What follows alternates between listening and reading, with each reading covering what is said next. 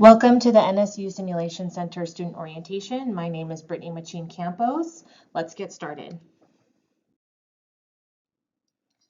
The NSU Simulation Center is not located on the NSU main campus. We are actually on the CSN Henderson campus sharing the new Betty Engelstad School of Health and Science building.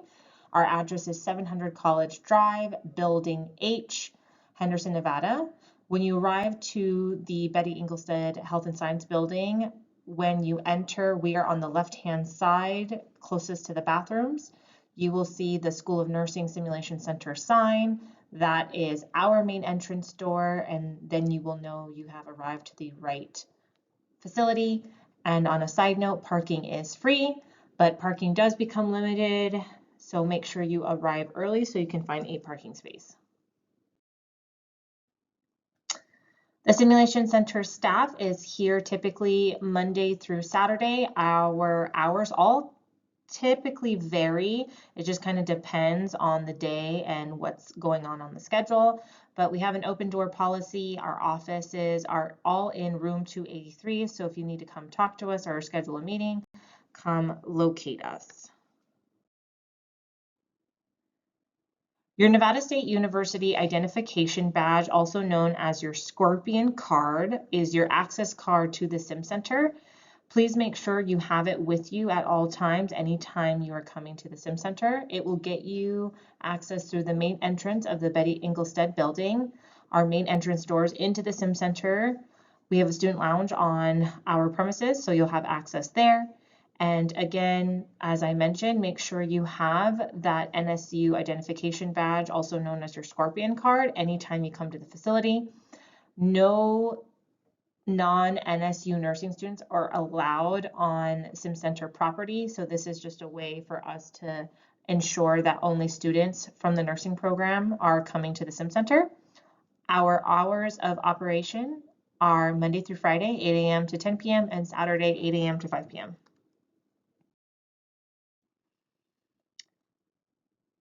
We have one main secure access point, which is through the main entrance.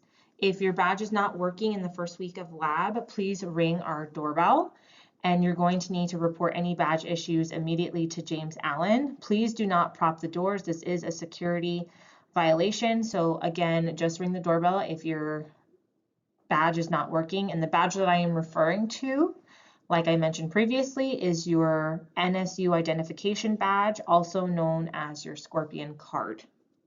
You will just use that card.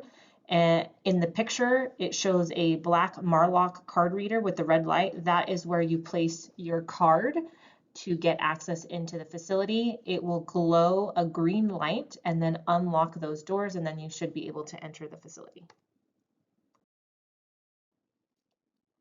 When you first enter, we have our Simulation Center schedule posted with all of the room locations for your skills and simulation activities. Please make sure you check out the monitors and find which room you are assigned to and head down there as soon as you first stop at the student lounge. The student lounge is located in room 291. All student belongings need to be placed in the lockers. No overnight use for lockers. These lockers are daily use only. Please remember to collect your belongings at the end of your skill or simulation activity for the day. Remember to clean up after yourself, throw away any trash, leftovers. We want to keep the space clean. We don't want any ants or other insects trailing into that area. There is a fridge and a microwave. Just again, remember to wipe everything down, and then please push in your chairs.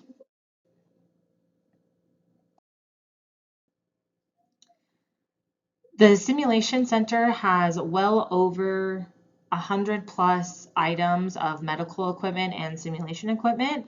Please make sure to leave all of this equipment plugged in. Only when you're given explicit permission can the equipment be unplugged. Handle the equipment with care.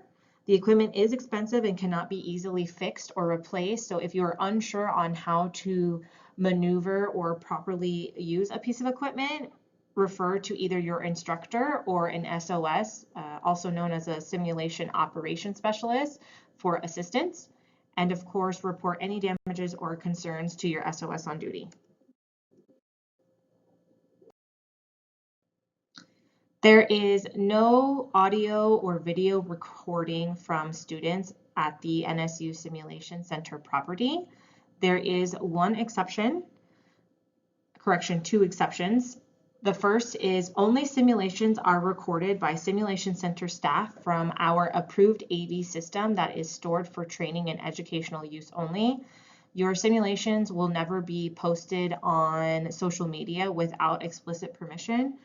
Again, these are really just used for learning purposes, and we store them in our secured archiver, which are then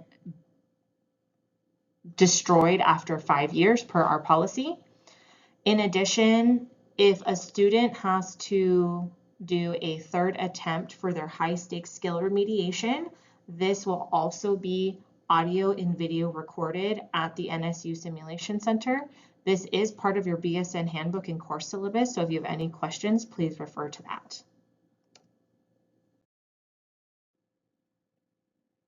Students who are in their 301 health assessment lab course will be borrowing gowns from the Sim Center, and we will be providing these gowns on the first week of lab. You will need to use the sign-out sheet and make sure you sign your name and the date that you are borrowing this gown. You are responsible for bringing this gown to every 301 lab. You need to wash the gown after every use, and you must return the gown at the end of the semester. Any damages or loss of a patient gown, a replacement fee of $20 is due.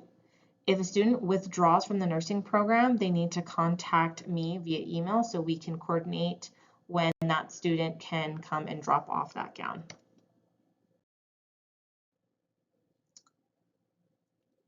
When you arrive to the NSU Simulation Center, you will see that we have quite a bit of mannequins and simulators. We have approximately 39 mannequins.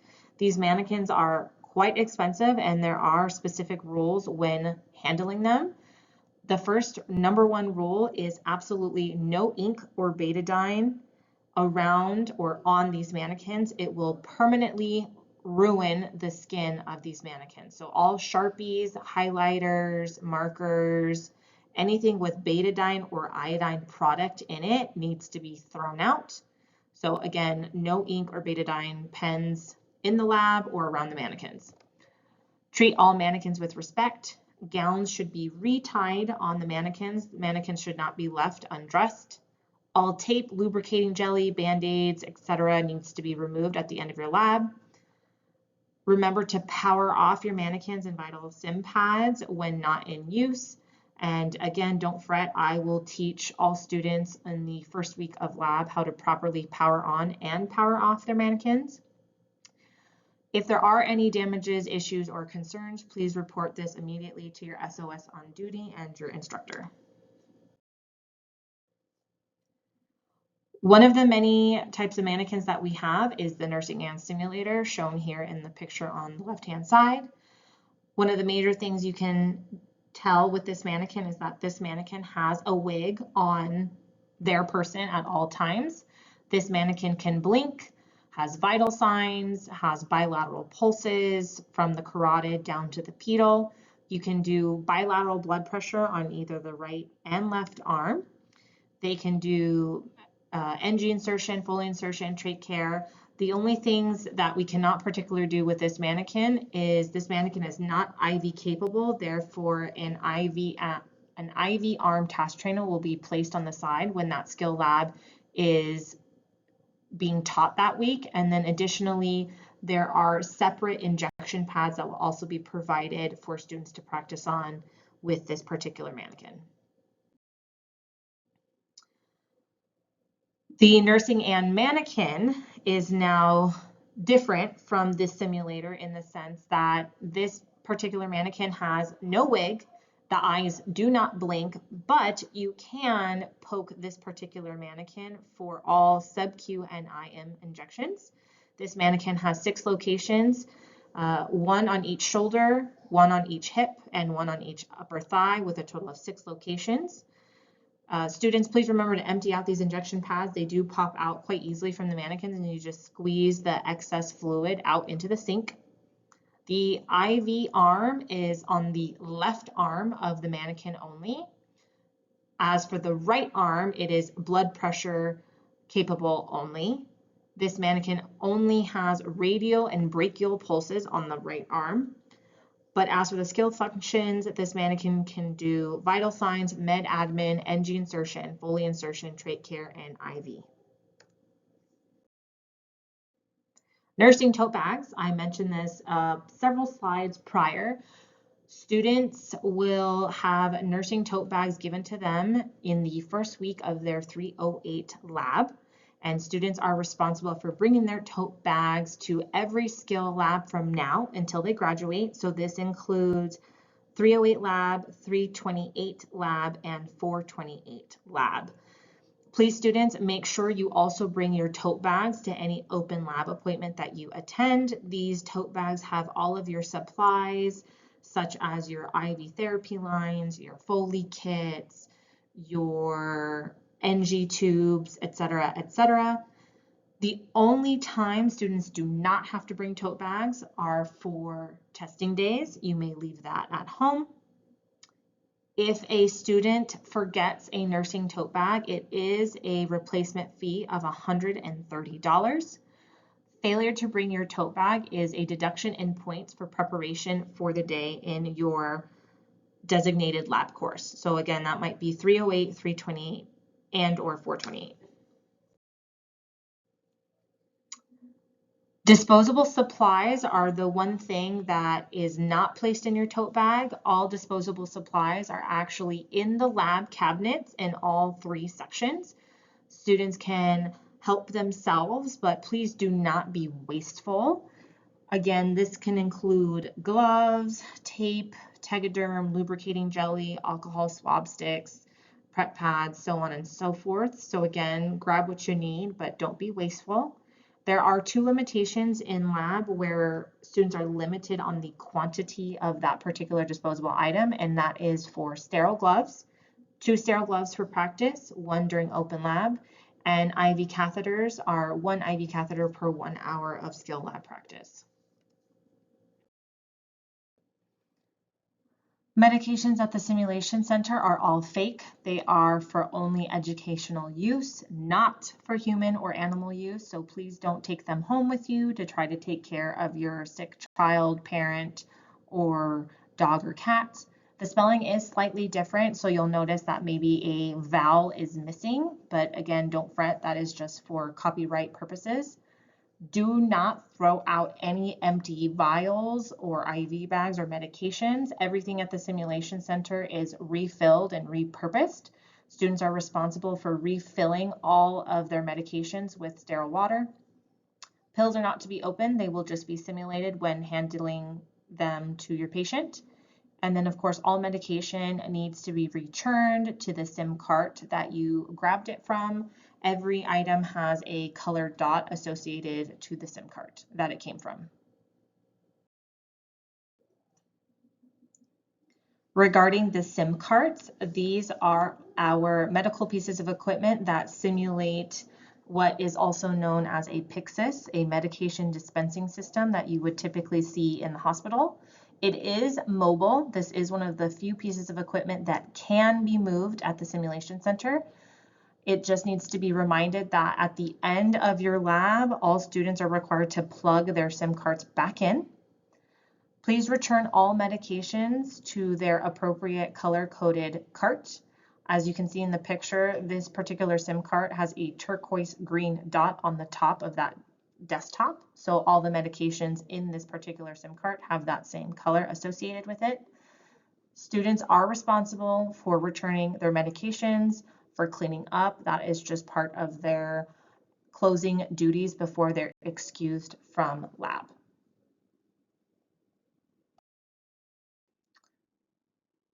The following are just a few, but are the most important skill lab ground rules.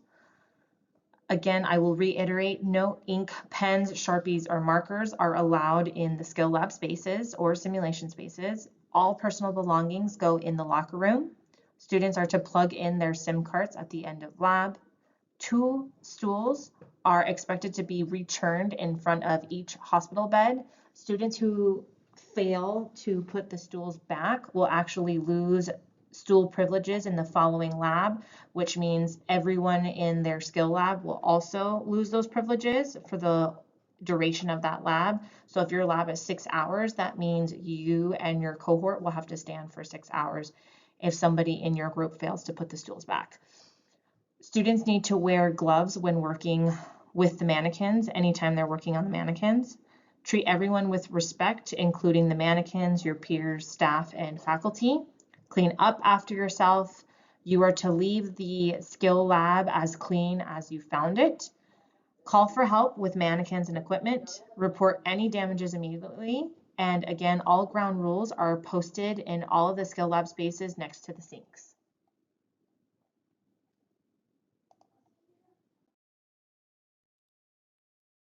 The cleanup policy at the NSU Sim Center is very similar to the skill lab ground rules that I reviewed in previous slides. Mannequins and task trainers need to be cleaned up, redressed, and any excess gauze, lubricating jelly needs to be removed. 2 stools in front of each hospital bed. Failure to do so will result in a loss of stool privileges for the following week in lab. Throw away all trash. Wipe down the bedside tables and lab benches if they're dirty. Return all unused disposable items back to the appropriate location in the cabinets. SIM carts and Alaris pumps all need to be plugged in. All sharps should be thrown in the sharps container. Any additional equipment such as O2 tubing or nursing trays should be returned to their original locations. Students not adhering to the cleanup policy will lose participation points for that day, and that will be reflected in their overall grade. Open Lab is a privilege here at the center. So again, there are particular policies that if a student does not follow, can result in a learning contract or a professional behavior deficiency. Open Lab is not mandatory for students to attend, but recommended with 2 exceptions. If a student misses their skill lab, they must make up the hours within the first 2 weeks of that absence. And if a student has to remediate on a high stakes checkoff, that student is expected to attend at least 1 hour of open lab. It's part of their success plan for successful remediation.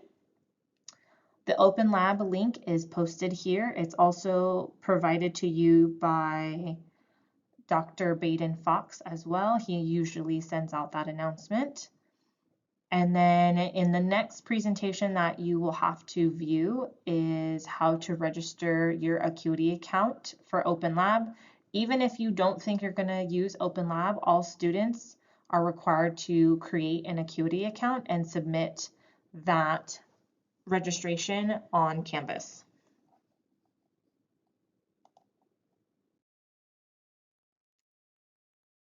Open Lab policies. NSU nursing students that are registered for lab only have the ability to use Open Lab. Open Lab sign up ends 4 hours prior to the start time. For example, if you are trying to sign up for Open Lab on Tuesday at 4 p.m., the last opportunity you have to sign up for that appointment is at 11:59 a.m.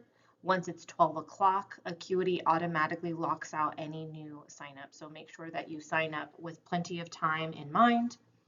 Appointments cannot be scheduled more than 7 days out. 16 students max per 1 hour for every Open Lab appointment. 2 to 3 students per skill station.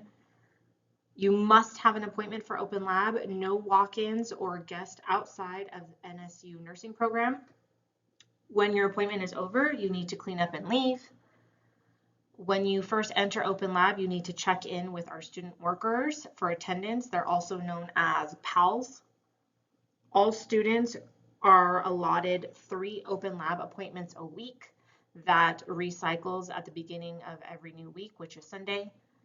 Please check into Open Lab ready to practice, maximizing your Open Lab time. Students are to be in uniform with their nursing tote bags. Lock up all personal items. Water bottles are allowed in the Open Lab spaces. Just make sure your water bottles have a cap and they're placed on the lab bench away from the mannequins. In the event of an emergency, such as a fire or an evacuation, the emergency exit is located at the end of the hall across from the Skill Lab 263-3.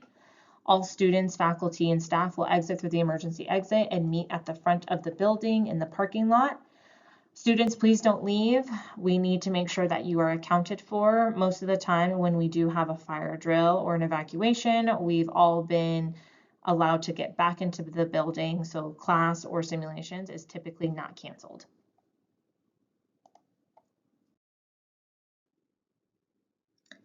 I know we covered quite an extensive amount of information, policies, and procedures.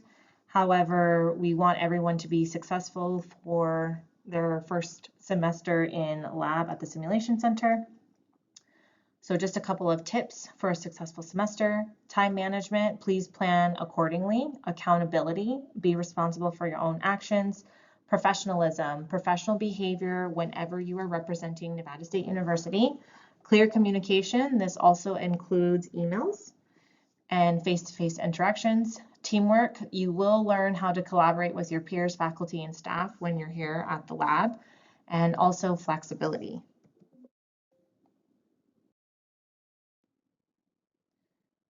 Thank you for sitting here and listening to my orientation PowerPoint.